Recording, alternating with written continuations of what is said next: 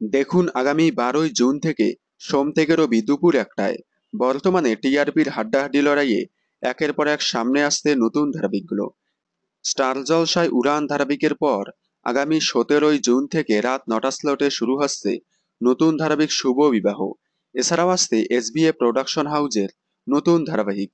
নতুন ধারাবাহিকের সাথে চ্যানেলগুলো তাদের জিআরপি বাড়াতে নতুন ধারাবাহিকের পাশাপাশি সম্প্রচার করছে পুরনো ধারাবাহিকগুলো।